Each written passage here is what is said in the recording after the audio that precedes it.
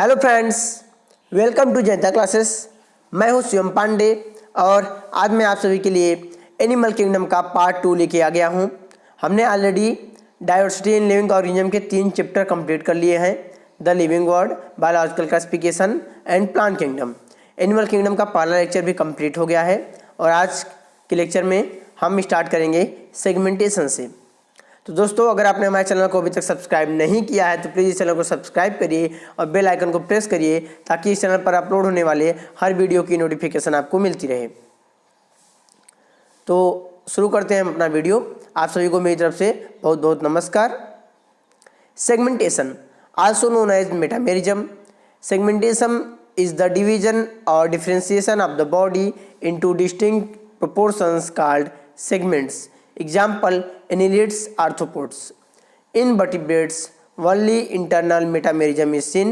It is of 2 types. Segmentation को metamerism भी कहते हैं।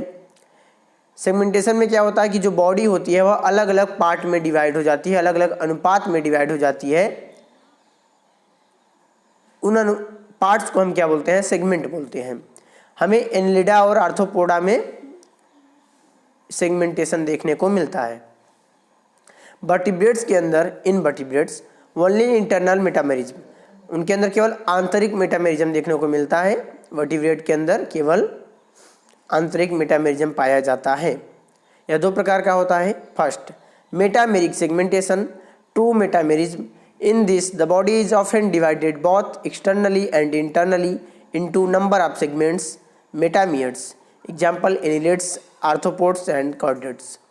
मेटामेरिक सेगमेंटेशन को ट्रू मेटामेरिज्म भी कहते हैं। इस प्रकार के प्लांट में जो बॉडी होती है वह अंदर और बाहर दोनों जगहों पे इक्वली डिवाइड हो जाती है। नंबर ऑफ सेगमेंट में दोनों जगहों पे डिवीजन हुआ रहता है। मतलब ऐसा नहीं हो केवल सरफेस से देखने पे बॉडी डिवाइड है, नहीं, उसके अंदर भी जो ऑर्गन्स हैं उसी तरीके से सेगमेंट्स में डिवाइड होके अरेंज्ड हैं। इसका एग्जाम्पल है एनिलिडा, आर्थ्रोपोडा और कॉर्डेटा। सेकेंड आता है स्यूडो मेटामेरिज्म, इसको फाल्स मेटामेरिज्म भी कहते हैं। In this the body is not internally divided. For example, the proglottid segments of tapeworms are budded off from the neck and are not of embryonic origin. जो pseudo metamerism होता है इसको false metamerism कहते हैं। यहाँ पर body जो होती है वह अंदर से डिवाइड नहीं होती है। मतलब स्किन आपको दिखेगी कि डिवाइडेड है, स्किन देख के लगेगा कि यहाँ पर सेगमेंटेशन हो रहा है, लेकिन अंदर ऑर्गन्स में कोई सेगमेंटेशन नहीं होगा। एग्जाम्पल के लिए जो प्रोग्लॉटिड्स होते हैं, टेपवर्म के जो सेगमेंट होते हैं वे केवल स्किन पर से, गले, उनके नेक पर से बॉब्ड आउट मतलब निकल के आ जाते हैं, स्वेलिंग जैसी दिखने लगती है। एम्ब्रायो से उसका कोई संबंध नहीं होता, एम्ब्रायोनिक ओरिजिन नहीं होता।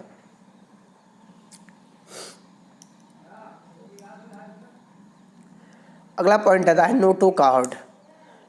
नोटोकॉर्ड को हिंदी में पृष्ठ रज्जु भी कहते हैं। Notochord is a rod-like structure formed during embryonic development on the dorsal side. It is mesodermally derived. Animals with notochord are called chordates, while those without notochord are called non-chordates. Notochord एक rod जैसी, छड़ जैसी संरचना होती है जो कि embryonic development के दौरान, भ्रूणीय विकास के दौरान, जब एम्ब्रायो बन रहा होता है उस समय डॉर्सल साइड, पीठ के हिस्से पर बनती है। किधर? पीठ के बल पे बनती है। यह मेसोडर्म से निकली हुई स्ट्रक्चर है। एनिमल्स जिनमें नोटोकॉर्ड पाया जाता है उन्हें कॉर्डेट्स कहते हैं और जिनमें नोटोकॉर्ड नहीं पाया जाता है उन्हें नॉन कॉर्डेट्स कहते हैं। अगला पॉइंट आता है digestive tract. It is the passage where food is taken for digestion, absorption and elimination. It is of 2 types. यह एक रास्ता है जहाँ पे भोजन को पचाने के लिए ले जाया जाता है, पचाने के लिए, एब्जॉर्ब करने के लिए और एलिमिनेट करने के लिए, इन सभी कामों के लिए ले जाया जाता है। यह 2 प्रकार का होता है। First, incomplete digestive tract. It has a single opening called mouth that takes food as well as eliminates the undigested food. It is found in cnidarians and platyhelminthes. Incomplete digestive tract में क्या होता है कि केवल एक ही opening होता है और वह ओपनिंग ही माउथ का भी काम करता है और एनस का भी काम करता है। मतलब फूड, खाना प्राणी जो है वहीं से खाता है, फिर वहीं से वेस्ट प्रोडक्ट को बाहर भी निकालता है, अनडाइजेस्टेड फूड को एलिमिनेट भी वहीं से करता है। यह नाइडेरियंस और प्लेटीहेल्मिन्थेस में पाया जाता है।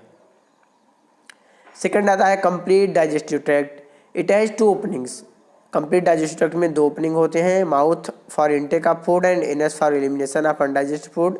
इट इज़ फाउंड इन नेमा हेलमिंथेस 2 कॉर्डेट्स। जो कंप्लीट डाइजेस्टिव ट्रैक्ट होती है यहाँ पर 2 ओपनिंग होते हैं, पहला माउथ होता है भोजन को अंदर ग्रहण करने के लिए और दूसरा एनस होता है अनडाइजेस्टेड फूड वेस्ट प्रोडक्ट को बाहर निकालने के लिए। यह नेमाथिलमिन्थिस से लेकर कॉर्डेट्स तक पाए जाते हैं। Digestion is the breaking down of complete food molecules into simple organic form. It is of 2 types. पाचन और प्रक्रिया है वह में तरीका है जहाँ पे हम कॉम्प्लेक्स फूड जटिल फूड को तोड़ करके सिंपल ऑर्गेनिक फॉर्म में कन्वर्ट करते हैं ताकि प्राणी का बॉडी जो है किसी भी ऑर्गेनिज्म के शरीर में वह आसानी से एब्जॉर्ब हो सके। ये थोड़ी थोड़ी जुकाम है दोस्तों। अगला पॉइंट आता है intracellular digestion that occurs within the cells. In this the digestive enzymes are poured into the food vacuoles where digestion of food takes place. It occurs in protozoans and sponges. Intracellular digestion में होता क्या है कि हमेशा cell के अंदर होगी, intra मतलब अंदर। ऐसे डाइजेस्टिव उसमें जो डाइजेस्टिव एंजाइम्स होते हैं वे सीधे फूड वैक्यूल्स में छोड़ दिए जाते हैं। जो फूड का डाइजेशन होता है वह वहीं पे होता है और इस तरीके का डाइजेशन हमें प्रोटोजोअन्स और स्पॉन्ज में देखने को मिलते हैं। आपने देखा होगा कि अमीबा क्या करता है, फूड पार्टिकल को कैप्चर करता है, फिर उस फूड पार्टिकल को वैक्यूल में डालता है, वैक्यूल में डाइजेस्टिव एंजाइम सेक्रेट करता है, फूड वहीं पे डाइजेस्ट होता है, फिर वह क्या करता है कि डाइजेस्टेड फूड को ले लेता है। अगला पॉइंट आता है extra cellular digestion. It occurs outside the cell in a cavity. In this, digestive enzymes are poured into the cavity for digestion to take place. It occurs in higher invertebrates and all vertebrates. Extra cellular digestion क्या होता है? यह cell के बाहर एक cavity में होता है, एक गुहा में होता है। इस प्रकार के डाइजेस्टिव सिस्टम में जो डाइजेस्टिव एंजाइम्स होते हैं वे सीधे उस कैविटी में जाते हैं जहाँ पे खाना पच रहा होता है। जैसे हमारी बॉडी में भोजन को पचाने के लिए स्टमक है, एक अलग से कैविटी है। ऐसा नहीं कि हर सेल खाने को ले लेके पचाती हैं, ऐसा नहीं है। तो इंट्रासेलुलर मतलब सेल के अंदर फूड जाएगा और तब डाइजेस्ट होगा। एक्स्ट्रा सेलुलर मतलब एक कैविटी होगी, वहाँ पे फूड डाइजेस्ट होगा। तो extra cellular digestion in vertebrates, higher invertebrates और सभी वर्टिब्रेट्स में होता है। अगला पॉइंट आता है excretion. It is the removal of metabolic wastage from the body. Animals are classified into 3 types on the basis of removal of nitrogenous wastage. तो जो एक्सक्रीशन होता है यहाँ पे हम बॉडी से मेटाबॉलिक वेस्ट को बाहर निकालते हैं। एनिमल्स को 3 अलग अलग प्रकार में बांटा गया है नाइट्रोजन वेस्ट को बाहर निकालने के आधार पे। मतलब ये बॉडी से वेस्ट प्रोडक्ट को किस तरीके से निकालते हैं इसके आधार पर एनिमल्स को 3 पार्ट में डिवाइड कर दिया गया है। फर्स्ट आता है यूरोटेलिक एनिमल्स, फर्स्ट आता है ammonotelic animals. They excrete ammonia easy amoeba, hydra, साइकॉन, earthworm, crocodiles etcetera. Ammonotelic मतलब ऐसे ऑर्गेनिज्म जो कि अमोनिया को एक्सक्रीट करते हैं, बॉडी से अमोनिया को बाहर निकालते हैं। एग्जाम्पल है अमीबा है, हाइड्रा है, साइकॉन है, अर्थवर्म है और क्रोकोडाइल्स हैं। फिर आता है यूरोटेलिक, दे एक्सक्रीट यूरिया। यूरोटेलिक मतलब दे एक्सक्रीट यूरिया। तो एग्जाम्पल है cartilaginous fishes, semi aquatic amphibians, turtles, alligators, mammals including man, जिसमें मनुष्य भी आता है। ये क्या है? यूरोटेलिक है, यूरिया। फिर अगला आता है यूरिकोटेलिक। यूरिकोटेलिक मतलब ऐसे ऑर्गेनिज्म जो यूरिक एसिड को एक्सक्रीट करते हैं, जो यूरिक एसिड बाहर निकालते हैं, उन्हें यूरिकोटेलिक कहते हैं। एग्जाम्पल मोस्ट इंसेक्ट, ज़्यादातर कीड़े मकोड़े, some land crustaceans, land snails, lizards, snakes and birds, सभी क्या होते हैं? यूरिकोटेलिक्स होते हैं, यूरिक एसिड सेक्रेट करते हैं जो पेस्ट या पैलेट के फॉर्म में होता है। अब आता है aminotelic animals. They excrete excess amino acid, जो अमीनो एसिड को सेक्रेट करते हैं बॉडी से एक्सक्रीशन के रूप में छोड़ते हैं, वे क्या है? अमीनोटेलिक है। एग्जाम्पल है सब mollusc like Limnaea, Unio, some echinoderms, Asterias, ये अमीनो एसिड एक्सक्रीट करते हैं। फिर आता है guanotelic animals, they excrete guanine. Example spider. Guanotelic animals उन्हें कहा जाता है जो गुआनिन से एक्सक्रीट करते हैं बॉडी से। एग्जाम्पल है स्पाइडर, मकड़ी गुआनिन एक्सक्रीट करता है वेस्ट प्रोडक्ट के रूप में। अगला पॉइंट आता है fertilization. It is the union of male and female gametes, it is of two types. या मेल और फीमेल गैमेट्स का क्या है, संलयन है, मुलाकात है। मेल और फीमेल गैमेट मिल जाते हैं, संलयित हो जाते हैं, फ्यूज हो जाते हैं, तो उनसे क्या कहते हैं, फर्टिलाइजेशन कहते हैं। फर्टिलाइजेशन दो प्रकार का होता है, external fertilization, internal fertilization. When fertilization occurs outside the female body, it is called external fertilization. Example starfish, frog, etc.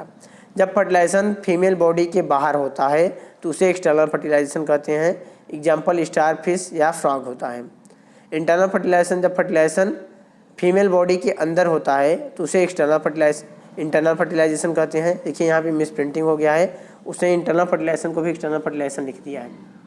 जब फर्टिलाइजेशन फीमेल बॉडी के अंदर होता है उसे इंटरनल फर्टिलाइजेशन कहते हैं। एग्जाम्पल है रेप्टाइल्स, बर्ड्स एंड मैमल्स। अब आता है development. It is the changes that an organism undergoes from its beginning to maturity, it is of two types. Development यह वह बदलाव है जो कि किसी भी प्राणी में उसके जन्म से लेके एडल्ट होने तक में आता है, उसे हम क्या बोलते हैं, डेवलपमेंट बोलते हैं। यह दो प्रकार का होता है, direct development, indirect development. Direct development, in this the young once resemble the adults in all respects except color size. There is no intermediate stage in direct development. Example hydra, earthworm and silverfish. Direct development होता है कि जो छोटा एंगोन्स भी होगा वह adult से पूरी तरीके से रिजेंबल करेगा, उसके जैसा ही होगा स्ट्रक्चर में। ठीक है, हाँ कलर या साइज डिफरेंट हो सकता है भाई, कलर अलग हो सकता है, साइज में छोटा बड़ा हो सकता है, बस छोटा होगा मोस्टली बच्चा है तो जो डायरेक्ट डेवलपमेंट है यहाँ पे कोई इंटरमीडिएट स्टेज नहीं आती, मतलब जन्म होगा या अंडे से बच्चा निकलेगा तो एकदम सेम एडल्ट जैसा होगा। इनडायरेक्ट डेवलपमेंट में क्या होता है कि in this the young ones do not resemble the adults. The young ones usually pass through one or more intermediate stages before obtaining the shape of adults. Example silk, moth, house fly, frog. Indirect में होता है कि जो young ones होता है adult जैसा नहीं होता, बचपन में वह दूसरी तरीके का होता है, उसे एडल्ट जैसे होने में 2 से 3 स्टेज से गुजरना पड़ता है। जब एडल्ट होता है, बड़ा होता है, तब जाके अपने पेरेंट्स जैसा दिखने लगता है। एग्जाम्पल है सिल्क, मोथ, हाउस फ्लाई और frog. Metamorphosis, it is the phenomena of passing through different juvenile stages before attaining the adult form. Example silk, moth, house fly, frog, butterfly. वही कि अपने एडल्ट फेज में आने से पहले जब अलग अलग स्टेज से ऑर्गेनिज्म पास होता है तो उन्हें हम बोलते हैं कि इनमें मेटामॉर्फोसिस होता है। एग्जाम्पल है silkworm, house fly, frog, butterfly. या बोल सकते हो जिनमें इनडायरेक्ट डेवलपमेंट होता है उनमें मेटामॉर्फोसिस भी होता है।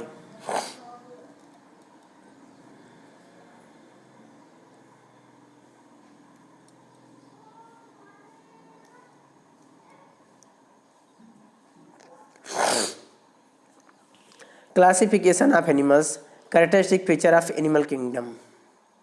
All animals belonging to kingdom Animalia are multicellular eukaryotes. सभी प्राणी जो किंगडम एनिमलिया से संबंध रखते हैं वे मल्टीसेलुलर होते हैं और यूकैरियोटिक होते हैं। They have heterotrophic mode of nutrition. Heterotrophic mode of nutrition होता है अपना भोजन स्वयं नहीं बना सकते, भोजन के लिए दूसरों पर निर्भर रहते हैं। Almost all animals are mobile and they move about in search of food और for other needs except for sponges and corals, they are sedentary. सभी लगभग जो एनिमल्स होते हैं मोबाइल होते हैं, चलते रहते हैं। वे भोजन की तलाश में या मीटिंग की तलाश में या कुछ दूसरे कारणों से हमेशा क्या करते हैं, चलते रहते हैं। स्पॉन्ज और कोरल्स को छोड़ करके ये मोटाइल नहीं होते हैं, सेडिमेंट्री होते हैं, ज़मीन से जुड़े होते हैं। लाइक से प्लांट एक जगह पे रहते हैं वैसे ही स्पॉन्ज और कोरल्स क्या होते हैं, एक ही जगह पे रहते हैं। It is most diverse group that the plant kingdom. Plant kingdom की तुलना में बहुत ही क्या है, अलग ग्रुप है, अलग समूह है। Broad classification of kingdom Animalia is given below. आगे आपको किंगडम एनिमलिया का ब्रॉड क्लासिफिकेशन समझाया जाएगा, एकदम विशाल वर्गीकरण बताया जाएगा। यहाँ देख लेते हैं किंगडम एनिमलिया में मल्टी सेलुलर होते हैं। इनका आप लेवल ऑफ ऑर्गेनाइजेशन देखिए। पहला क्या आता है, सेलुलर लेवल, ठीक है, क्या आता है सेलुलर लेवल। और दूसरा क्या आता है, टिश्यू या ऑर्गन है, ऑर्गन सिस्टम। अब वहाँ से आगे बढ़ते हैं तो सेलुलर लेवल के बाद क्या आता है, सिमेट्री, ठीक है। तो मोस्टली एसिमेट्रिकल होंगे या फिर रेडियल होंगे या बाइलेटरल होंगे। फिर आगे बढ़ेंगे तो बॉडी कैविटी या सिलोम आएगा। ये सिलोमेट हो सकते हैं या सिलोमेट हो सकते हैं या सीडो सिलोमेट हो सकते हैं। तो देख रहे हैं कि ए सिलोमेट वाले ग्रुप में कौन मिल रहा है, पोरीफेरा मिल रहा है। हम आगे बढ़ते चले गए तो cellular level of organisation mostly asymmetrical, acoelomate कौन है, पोरीफेरा है। नीचे आते हैं रेडियल सिमेट्री, ठीक है। फिर ओसिलोमेट कौन है, सिलेंड्रेटा है, मतलब नाइडेरिया है, और टिनोफोरा है। फिर बायलेटरल सिमेट्री में आते हैं तो एसिलोमेट आता है, मतलब without body cavity Platyhelminthes, with false coelom pseudocoelomate Aschelminthes, with true coelom coelomates, Annelida Arthropoda Mollusca Echinodermata Hemichordata Chordata. मैं फिर से बता देता हूँ कि देखिए जो एसिलोमेट वे प्राणी वे हैं जिनमें क्या होती है, आउटर इक्टोडर्म, मिडल मीडियोडर्म और इनर इंडोडर्म, और इंडोडर्म के अंदर एक क्या होगी, कैविटी होगी, वे क्या होंगे, एसिलोमेट होंगे। सीडोसिलोमेट्स वे हैं जिनमें क्या है कि आउटर इक्टोडर्म है, मीजोडर्म है, इंडोडर्म है, और मीजोडर्म में कुछ खाली स्पेस है, बाकी मीजोडर्म के क्या है, पाउचेज हैं, गुच्छे हैं, ठीक है। तो कुछ खाली स्पेस वहाँ पे देखने को मिल सकता है, तो उन्हें क्या कहेंगे, सीडोसिलोमेट कहेंगे, मतलब कंप्लीट कैविटी नहीं होगी तो सीडोसिलोमेट कहेंगे। फिर आता है सिलोमेट, तो यहाँ पे क्या होता है, outer ectoderm, middle mesoderm, inner endoderm. अब मीजोडर्म में भी क्या होती है, एक कैविटी बनती है, मीजोडर्म की वाल डिवाइड हो जाती है दो पार्ट में, कैविटी बना देती है। इंडोडर्म के अंदर भी एक कैविटी होती है, तो जिनमें डबल कैविटी हो गई उन्हें क्या कहेंगे, आप सिलोमेट कहेंगे। तो Annelida Arthropoda Mollusca Echinodermata Hemichordata Chordata सभी सिलोमेट्स हैं। अब बताएं phylum Porifera. Members of this phylum are commonly known as sponges. They are generally marine and mostly asymmetrical animals. These are primitive multicellular animals and have cellular level of organization. Sponges have a water transport canal system. इस phylum के जो सदस्य हैं, इस संघ के जो सदस्य हैं, उन्हें हम सामान्यतः स्पॉन्ज कहते हैं। उन्हें हम नॉर्मली क्या कहते हैं, स्पॉन्ज कहते हैं। ये या तो समुद्री होंगे, ठीक है, ज़्यादातर क्या होते हैं, समुद्री होते हैं। मोस्टली एसिमेट्रिकल एनिमल्स होते हैं, मतलब बॉडी पे कहीं भी आप स्ट्रेट लाइन ड्रा करके एक्सिस से सेंटर से ड्रा करिए लाइन, ये कहीं से भी बराबर दो भागों में कटने वाले नहीं हैं, मतलब इनके जो पार्ट होंगे वे इक्वल नहीं होंगे, तो क्या होते हैं, एसिमेट्रिकल होते हैं। ये मल्टीसेलुलर एनिमल्स के प्रीमिटिव हैं, ठीक, ये मतलब शुरुआती प्राचीन मल्टीसेलुलर एनिमल्स हैं। सबसे पहले मल्टीसेलुलर जो एनिमल्स बने तो यही बने, और इनमें सेलुलर लेवल ऑफ ऑर्गेनाइजेशन होता है, कोशिकीय स्तर का संगठन होता है। इनमें एक वाटर ट्रांसपोर्ट या कनाल सिस्टम भी पाया जाता है। Water इंटर्स through minute pores ostia in the body wall into a central cavity स्पॉन्जोसिल from here it goes out through the osculum. This pathway of water transport is helpful in food gathering, respiratory exchange and removal of paste. होता है कि water इनमें, इनके body बहुत छोटे छोटे pores होते हैं जिन्हें ऑस्टिया कहा जाता है, वहाँ से एंटर करती है, ठीक है। बॉडी वॉल के अंदर एक बीच में सेंट्रल कैविटी होती है जिसको स्पॉन्जोसिल कहते हैं, तो पानी ऑस्टिया से एंटर करती है, स्पॉन्जोसिल में पहुंचती है। अब यहाँ से स्पॉन्जोसिल में पहुंचने के बाद यह ऑस्कुलम के द्वारा बाहर निकल जाती है। यह जो तरीका है इसकी मदद से ये क्या करते हैं, भोजन इकट्ठा कर लेते हैं,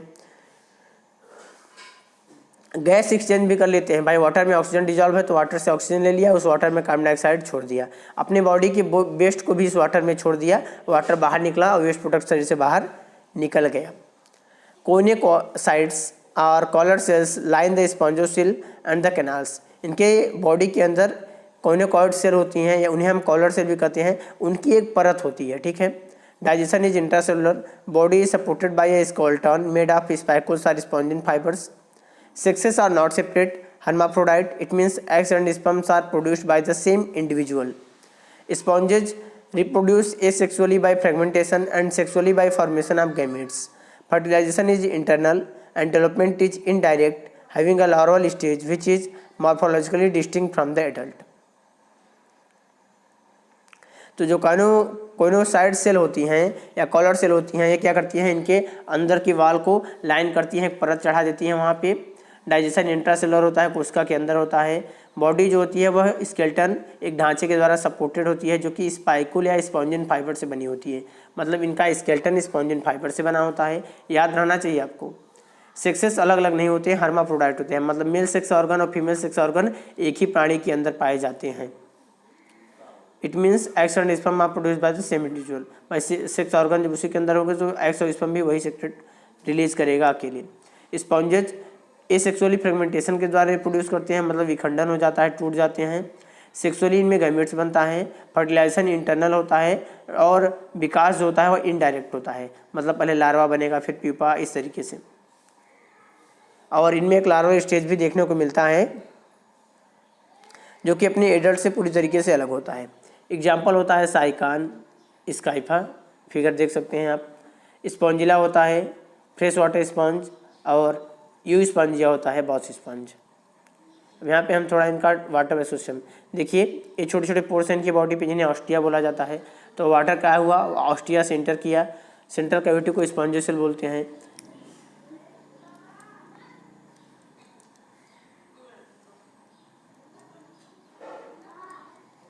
और यहाँ पे देखिए, आप देख रहे हैं कि यह कोइनोसाइड सेल, अंदर की तरफ आपको लाइनिंग दिख रही है, तो ये कोइनोसाइड सेल्स की लाइनिंग भी है। और ये देखिए इनका माउथ है जहाँ से वाटर बाहर निकल जाता है। ये 3 प्रकार के होते हैं, एस्कॉन टाइप, साइकॉन टाइप और ल्यूकॉन टाइप। तो एस्कॉन में क्या था, ऑस्टिया से वाटर एंटर किया, स्पॉन्जोसेल में गया, फिर ऑस्कुलम से बाहर निकल गया। साइकॉन में क्या होता है, डर्मल पोर्स होते हैं, ठीक है। साइकॉन में डर्मल पोर्स होते हैं, वहाँ से वाटर एंटर करेगा, ठीक है। और इन करेंट कैनाल्स होती हैं और रेडियल कैनाल होती हैं इनकी बॉडी में। तो यहाँ से वाटर इंटर करेगा, इंटर करने के बाद सेंट्रल कैविटी में पहुँचेगा और फिर ऑस्कुलम से बाहर निकल जाएगा। ल्यूकॉन में क्या है कि ऑस्कुलम देखिए थोड़े अजीब तरह के हैं।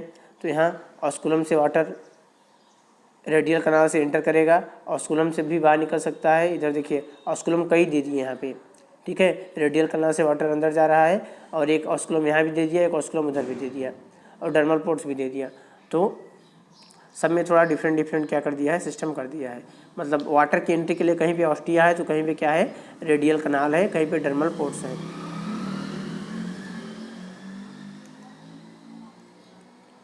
अब आता है फाइलम सिलेंट्रेटा। फाइलम सिलेंट्रेटा को हम नाइडेरिया भी कहते हैं। They are aquatic, mostly marine, sessile or free swimming, readily symmetrical animals. The name Nidaria is derived from the Nidoblast or Nidocytes, which contain the stinging capsules or nematocytes present on the tentacles and the body. They are aquatic, वे जलीय होते हैं, ज़्यादातर समुद्री होते हैं। Cecil भी हो सकते हैं, प्री स्विमिंग। सेसिल मतलब ये ज़मीन से जुड़े हुए होंगे, एक ही जगह पे जब रहेगा तो उसे क्या कहेंगे, सेसिल कहेंगे। मतलब जो मोटाइल नहीं होगा, जो चल नहीं सकता, उसे क्या कहेंगे, सेसिल कहेंगे। या फ्री स्विमिंग हो सकता है, स्वतंत्र रूप से तैरने वाला। रेडियली सिमेट्रिकल एनिमल्स होते हैं। जो नाइडेरिया नेम है वह इनके टेंटिकल्स पर नाइडोब्लास्ट या नाइडोकाइट्स नाम की सेल्स होती हैं, जिनका जो स्टिंगिंग सेल्स होती हैं, मतलब थोड़ी जहरीली होती हैं, शिकार करने के लिए या अपनी सुरक्षा करने के लिए उनका काम होता है, तो पाई जाती हैं, इसलिए इनको नाइडेरिया भी कहते हैं। Cnidoblasts are used for anchorage defence and for the capture of prey. Cnidaриans exhibit tissue level of organization and are diploblastic. They have a central gastrovascular cavity with a single opening, mouth and hypostome. Digestion is extracellular and intracellular. Some of the Cnidarians, example corals, have a skeleton composed of calcium carbonate. Cnidoblast का इस्तेमाल इंकोरेज, एक जगह पे अपने आप को स्थिर रखने के लिए किया जाता है। मतलब अपनी ये टेंटिकल्स जो नाइडोब्लास्ट उनको ज़मीन में धंसा देती हैं और एक ही जगह पे आराम करती रहती हैं। या फिर सुरक्षा के लिए या शिकार को पकड़ने के लिए। शिकार को टेंटिकल से मारा, उसमें कुछ पॉइजनस फूड होता है जो बॉडी, इसकी वजह से शिकार जो होगा, उनका प्रे होगा, वह बेहोश हो जाएगा। बेहोश हो जाएगा तो उसको खा लेंगे। नाइडेरियस में टिश्यू लेवल ऑफ ऑर्गेनाइजेशन होता है, मतलब टिश्यू देखने को मिलते हैं यहाँ पे। ये डिप्लोब्लास्टिक होते हैं। क्या होते हैं, डिप्लोब्लास्टिक। मतलब कि 2 ही जर्म लेयर्स होती हैं, एक्टोडर्म और इंडोडर्म। इनमें सेंट्रल गैस्ट्रोवैस्कुलर कैविटी होती है जिसमें एक ही ओपनिंग होता है। सेंट्रल गैस्ट्रोवैस्कुलर कैविटी मतलब जब उससे आपका डाइजेशन भी हो, ठीक है, और गैसेस एक्सचेंज भी हो जाए, तो ऐसी कैविटी को क्या बोलते हैं, सेंट्रल गैस्ट्रोवैस्कुलर कैविटी बोलते हैं। इसमें एक ही ओपनिंग होता है, माउथ, जो कि हाइपोस्टोम पे होता है। डाइजेशन एक्स्ट्रा सेलुलर इंट्रासेलुलर दोनों होता है, मतलब सेल के अंदर भी हो सकता है या वो कैविटी के अंदर भी हो सकता है। कुछ नाइडेरियंस जैसे कि कोरल्स में जो कंकाल होता है वह कैल्शियम कार्बोनेट से मिलकर बनता है। Cnidarians exhibit 2 basic body forms called polyp and म्यूट्सा।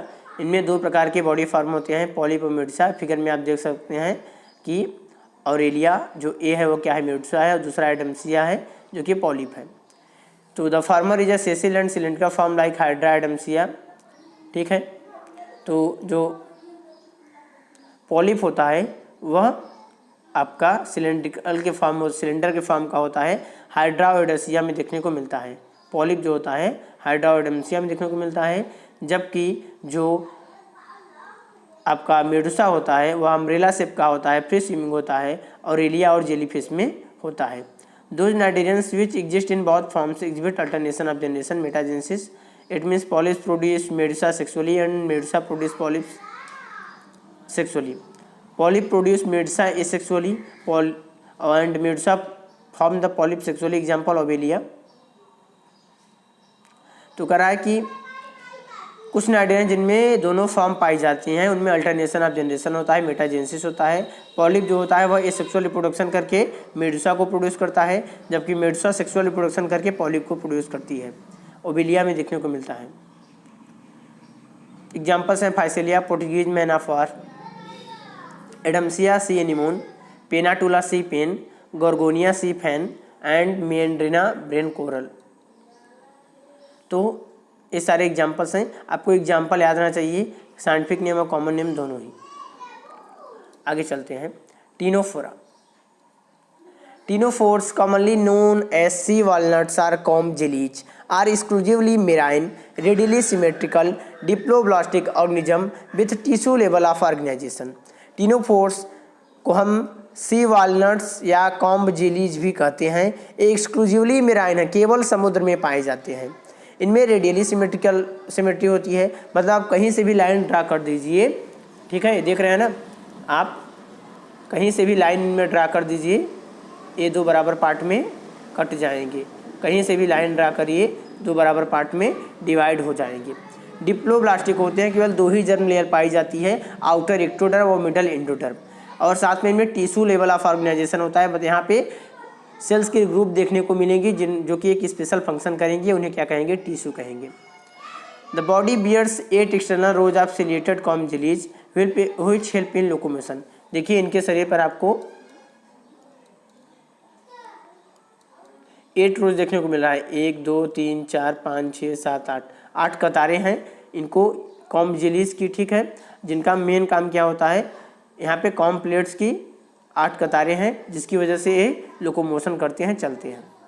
Digestion is both extra cellular and intracellular. Digestion दोनों प्रकार का हो सकता है, मतलब सेल के अंदर भी हो सकता है, कैविटी में भी हो सकता है।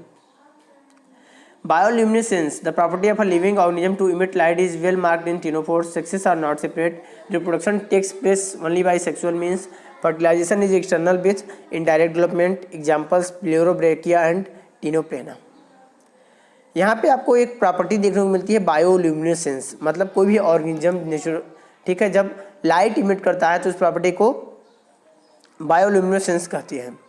तो जो टीनोफोर्स हैं इनमें बायोल्यूमिनेसेंस देखने को मिलता है। और आपने जुगनू देखा होगा, उसमें भी देखिए बायोल्यूमिनेसेंस होता है, वह लाइट को इमिट कर सकता है। तो इनमें भी बायोल्यूमिनेसेंस पाया जाता है। सेक्सेस अलग अलग होते हैं, मेल अलग होते हैं, फीमेल अलग होते हैं। रिप्रोडक्शन केवल सेक्सुअली होता है, सेक्सुअल रिप्रोडक्शन होता है, मतलब बाईपेरेंटल ही होता है, यूनिपेरेंटल नहीं होता है। फर्टिलाइजेशन एक्सटर्नल होता है, बाहर होता है बॉडी के। इनडायरेक्ट डेवलपमेंट होता है, मतलब एग बनता है, फिर लार्वा बनता है, फिर जाके एडल्ट बनता है। एग्जाम्पल है प्लेरोब्रेचिया और टीनोप्लेना। तो दोस्तों आज की वीडियो को हम यहीं पे समाप्त करेंगे। अगर आप सभी को वीडियो अच्छा लग रहा है तो प्लीज़ इसको लाइक करिए, ज़्यादा से ज़्यादा शेयर करिए। आप सभी को आपके अग्रिम भविष्य के लिए ढेर सारी शुभकामनाएं। मन लगा के पढ़ाई करिए, मेहनत करिए, आपको सफलता ज़रूर मिलेगी। वैसे भी हम कहते हैं ना, कोशिश करने वालों की कभी हार नहीं होती और लहरों से डर कर नौका पार नहीं होती। तो थैंक्स फॉर वॉचिंग, फिर मिलेंगे अगली वीडियो में। तब तक के लिए आप सभी का दिन शुभ हो।